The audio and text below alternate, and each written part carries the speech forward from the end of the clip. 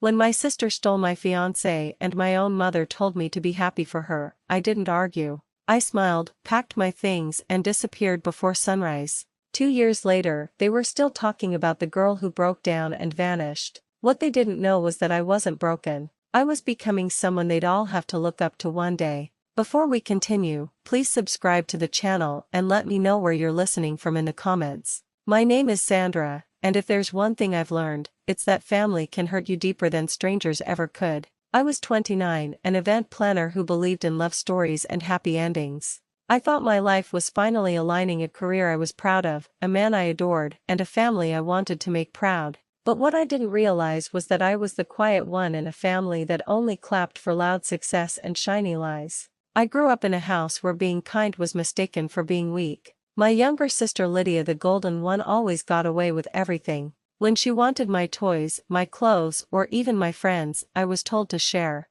When she made mistakes, my mother said, "She's just young, Sandra. You should know better." And I did. I knew better than to expect fairness. So when I met Derrick, I thought maybe, finally, someone saw me. He was charming, ambitious, said all the right things. He loved that I planned events because, as he said, you bring beauty and order wherever you go. I believed him. I believed every single word. When I brought Derrick home to meet my family for the first time, I could already see Lydia watching him with that familiar spark in her eyes, the one that said, "I'll take this too." I brushed it off. I told myself I was paranoid.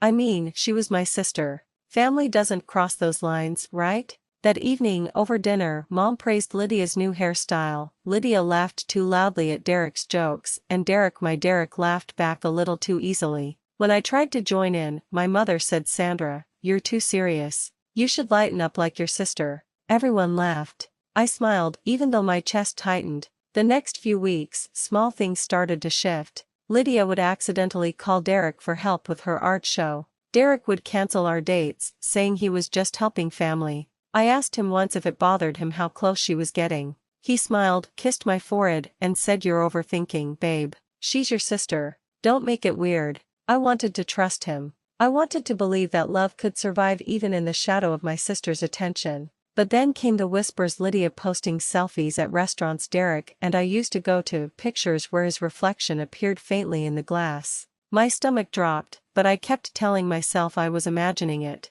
I'd learned long ago that in my family, emotion equals drama, and drama equals Sandra being sensitive again. One night, I found Lydia in my apartment. She was sitting on the couch, flipping through a bridal magazine. When I asked what she was doing there, she smiled that sweet, poisonous smile. "Oh, Derrick gave me your spare key. He said I could wait for him here. We're working on something together." I stood there holding my breath, trying to understand. "You mean my Derrick?" I asked, my voice trembling. She shrugged. "He's not really anyone's until there's a ring, right?" When I told my mother, she sighed, almost bored. "Sandra, don't be dramatic. You've always been too possessive. Maybe Derrick just realized you two weren't compatible." That was the night I realized they'd never take my side. Not once. A week later, they proved me right. My family invited me to dinner. I thought maybe they wanted to talk things through, maybe they'd finally seen how much this was hurting me. But when I walked in, I saw Lydia glowing like a queen, her hand intertwined with Derrick's. My mother's smile stretched wide. "Sandra, darling," she began, "we didn't want you to find out this way, but Lydia and Derrick are engaged." My mind went blank. I stared at the ring on Lydia's finger, my ring, the one Derrick and I had picked out together months ago. I waited for someone, anyone, to realize how cruel this was. But no one did. Lydia leaned in and said softly, "I didn't mean for it to happen this way, sis. But love is love, right?" Everyone laughed again, even Derrick. I felt my heart cracking in silence. My father said something about how these things happen, and my mother patted my hand, whispering, "You'll find someone eventually. You should be happy for your sister." I wanted to scream. I wanted to throw something, to ask how a mother could say that to her daughter, but instead, I smiled, just like I had been trained to. I excused myself to the bathroom, went upstairs, and started packing my things. I could hear the laughter downstairs, Lydia's giggle, Derrick's deep chuckle, the clinking of glasses. They were celebrating my heartbreak under the same roof I helped build peace in for years. When I walked out with my suitcase, my mother frowned. "Where are you going?" I said, "I don't know yet." She waved her hand. "You're overreacting, Sandra. Don't make a scene." I didn't. I simply walked out the door. No one called. No one came after me. That night, I drove until I couldn't recognize the streets. I parked by a quiet lake, sat in my car, and cried until I couldn't breathe. I thought about how love had made me blind, how family had made me small. I realized that every time I stayed quiet to keep the peace, I was teaching them how to hurt me and still sleep at night. When the sun rose, I wiped my face, looked at my reflection in the mirror, and whispered never again. I didn't know where I was going or who I'd become, but I knew this: I was done begging people to see my worth. They thought I ran away because I was heartbroken. They thought I disappeared because I was ashamed. But I was rebirthing. I was letting the old Sandra die so that the woman who'd come back would make them regret every laugh, every whisper, every betrayal. And I did. They just didn't know it yet. 2 years later, I stood before a mirror I barely recognized. The woman staring back wasn't the same Sandra who left home with swollen eyes and a suitcase full of shame. This one had quiet power in her gaze. Her hair was longer, straighter, her shoulders steadier. The softness was still there, but it wasn't weakness anymore. It was control. I slipped on a soft blue dress and adjusted my necklace, a simple gold chain that once belonged to my grandmother. Jonathan had given it to me on our wedding day, saying, "You deserve to wear peace." I didn't marry him for wealth or revenge. I married him because he saw me when no one else did. He was patient, kind, and he never asked about my past, though I'm sure he sensed it was heavy. When I left home 2 years ago, I didn't have a plan. I moved to another city and started small, organizing local events, saving every penny, and rebuilding my name. That's how I met Jonathan Hale. He was a CEO with the kind of calm authority that didn't need to shout. We met when his company hired me to plan a product launch. He liked how I handled chaos, how I never raised my voice even when things went wrong. He offered me a position at his firm shortly after. Months turned into friendship, friendship turned into long conversations, and long conversations turned into love that didn't demand or manipulate. It was quiet, mature, healing. The day we married, he looked at me and said, "You don't have to prove anything to anyone anymore." I smiled because, in a way, I already had. But fate, or maybe karma, has a dark sense of humor. One Thursday morning, Jonathan called me into his office. "We've merged with another firm," he said, smiling proudly. "New management team starts next week. You'll love them, sharp people." I nodded, thinking nothing of it. Until the first day of the merger. The elevator doors opened, and I froze. Standing in front of me was Derrick, my ex-fiancé. His hair was shorter, his confidence dulled, but his smirk, that same self-satisfied smirk, still lived on his face. And behind him, adjusting her bag and holding his arm, was Lydia, my sister. For a brief second, I wondered if I was dreaming. But then Lydia's face went pale, and I knew it was real. She blinked twice, her eyes scanning my outfit, my badge, my nameplate that read Sandra Hale, Executive Director. Derrick's voice cracked slightly. "Sandra." I smiled, calm and composed. "Hello, Derrick." "Lydia." Before they could respond, Jonathan appeared beside me, slipping his arm around my waist. "Sweetheart, ready for the meeting?" he asked casually. Their faces drained of color. Lydia stuttered, "Sweetheart." Jonathan extended his hand with his usual charm. "Jonathan Hale. And you must be the new project manager I've heard about." Derrick shook his hand weakly. I could see his pride folding in on itself as the reality set in: his ex-fiancée was now his boss's wife. That meeting was poetic. Lydia pretended to be fine, smiling too wide. Derrick could barely look me in the eye. Jonathan, oblivious to the tension, spoke warmly about team collaboration and company growth. I sat beside him, quiet, taking notes, pretending not to notice Lydia's hands trembling. When the meeting ended, Derrick tried to linger. "Sandra, can we talk?" he asked softly. "About what?" I replied, smiling just enough to make him nervous. "About us. About how you just disappeared. You didn't even." I cut him off gently. "There's nothing left to talk about, Derrick. Everything ended when you decided it should." He opened his mouth to defend himself, but Jonathan walked over, resting a hand on my back. "Everything okay, love?" Derrick stepped back immediately. "All good, sir." I spent the following weeks watching their world unravel in slow motion. Lydia, once the center of attention, now looked out of place. She'd bragged online for years about her perfect life with Derrick, but behind the glossy photos, her eyes looked tired. Derrick, on the other hand, struggled to impress Jonathan. He came in late, submitted reports with errors, and carried the tension of a man haunted by the past.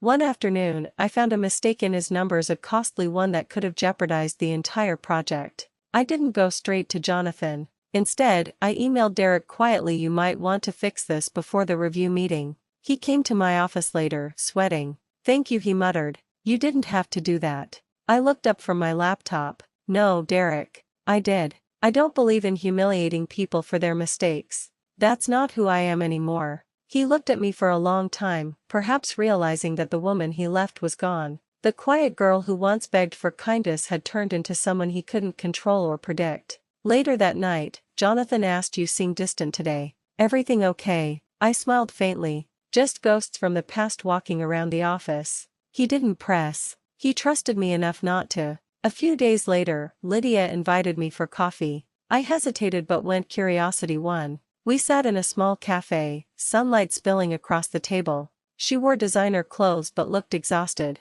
She sighed. "I didn't expect to see you again, let alone like this." "Life's full of surprises," I said softly. She laughed nervously. "I guess you're doing well. Jonathan seems incredible." "He is." Lydia hesitated before leaning forward. "Sandra, I know what I did was wrong. I thought Derrick loved me. I thought you'd moved on." "I did," I said. "But moving on doesn't erase what happened." Tears filled her eyes. "I just want things to be okay between us again." I looked at her, searching for the sister I once protected, the one I used to forgive endlessly. But she wasn't there anymore. In her place was someone shaped by envy and regret. "Things are okay," I said finally. "But that doesn't mean we go back to the way things were." When I walked out of that cafe, I didn't feel anger. I felt something better: closure. The following week, Jonathan called a department review. Derrick was nervous, fidgeting in his seat. He presented his report, but I could tell he hadn't fixed the deeper issue I'd warned him about.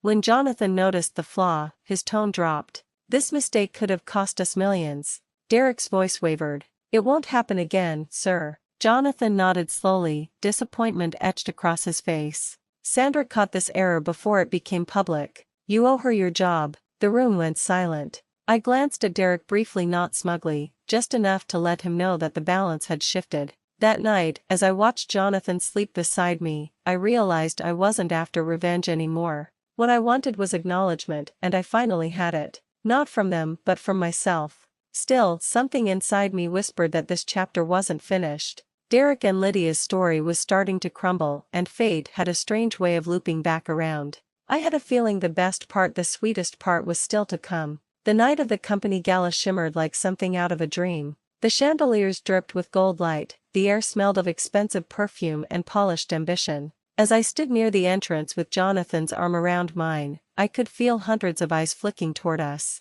Cameras flashed, whispers followed. "Mrs. Hale looks stunning. That's the CEO's wife." I smiled politely, calm and composed. I wasn't nervous. I was centered. I'd spent too many nights trembling before people who didn't value me. Tonight, the trembling belonged to others. Jonathan leaned close and said softly, "You did incredible work planning this event. You should be proud." "Thank you," I whispered, watching the guests file in. Then I saw them. Lydia and Derrick entered together, hand in hand but hollow-eyed. Derrick's suit was pressed but his tie was crooked, his confidence cracked. Lydia wore a silver gown that screamed, "Look at me," but all it did was amplify her unease. They spotted me almost immediately. Lydia's smile faltered, Derrick's jaw tightened. They had no idea how poetic this night would be. Throughout the evening, I floated between conversations, shaking hands, accepting compliments. Lydia hovered near the drinks table, forcing laughter with whoever would listen. I caught her eyes once. She looked like someone drowning quietly in her own choices.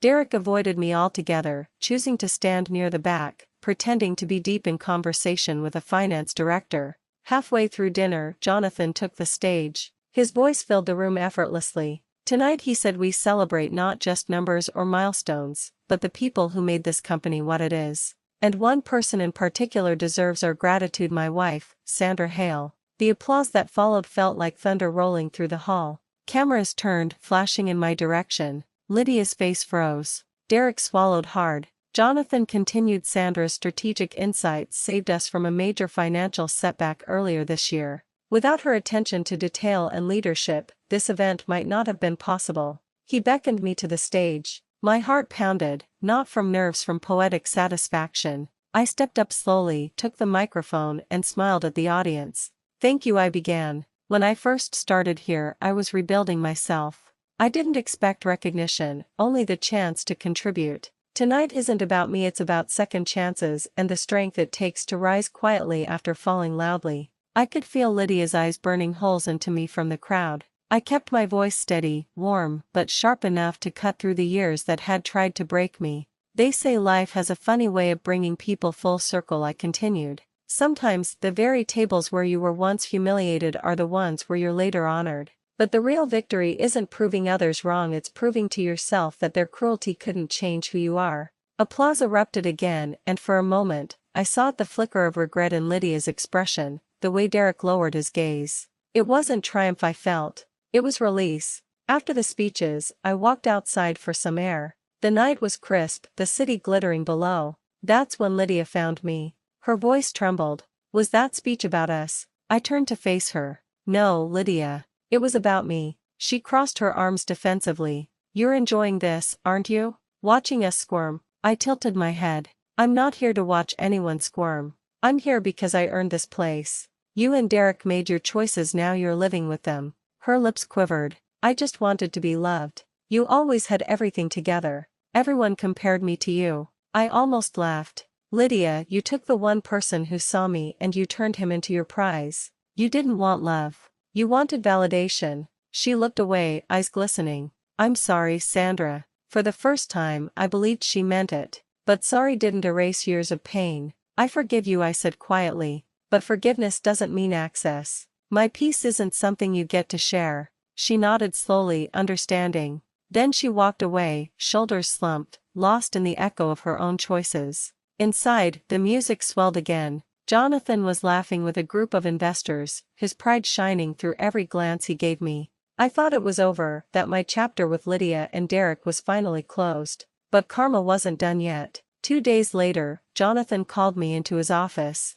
His tone was grim. "There's an issue with the Henderson account. The client says Derrick forged a signature to speed up approval." My stomach sank, but not with pity, with recognition. Derrick hadn't changed. He was still cutting corners, still trying to cheat his way to comfort. "What happens now?" I asked. Jonathan sighed. "We'll handle it professionally, but I won't tolerate dishonesty in this company." That afternoon, a meeting was called. The air was heavy. Derrick sat pale and sweating as Jonathan laid out the evidence. Lydia sat beside him, silent, her fingers trembling. Jonathan's voice was calm but final. "You're dismissed, Derrick. Effective immediately." The room stayed quiet. Derrick stood, eyes flicking to me. For a moment, he looked like the man I used to love, defeated, pleading, human. "I guess this is what I deserve," he muttered. I didn't respond. Sometimes silence says more than words ever could. When they left the building, the office whispered for hours. Some pitied them. I didn't.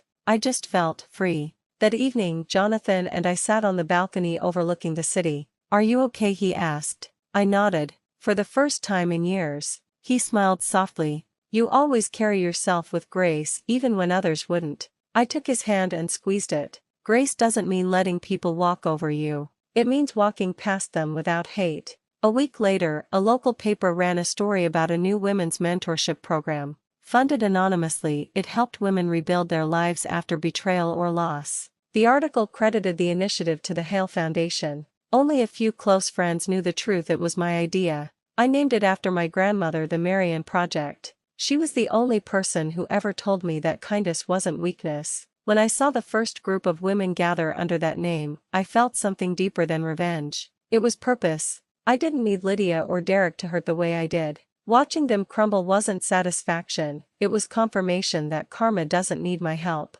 A few months later, I received a letter, handwritten, from Lydia. "I lost Derrick. I lost everything, but maybe that's what I needed to find myself again. I saw the article about your foundation. You're doing something good. I'm proud of you." I folded the letter carefully and placed it in a drawer. It didn't erase the past, but it closed it. Looking back, I realized my sweetest revenge wasn't marrying into power or watching them fall. It was standing tall without bitterness, proving that the girl they broke became a woman who didn't need to break anyone back. As I stood by the window that night, city lights dancing against the glass, I smiled. Not the forced, fragile smile I used to wear, but a real one. The kind that comes from peace. They called me weak, I whispered to myself. But strength doesn't always roar. Sometimes it just stands quietly, unshaken, untouchable and free.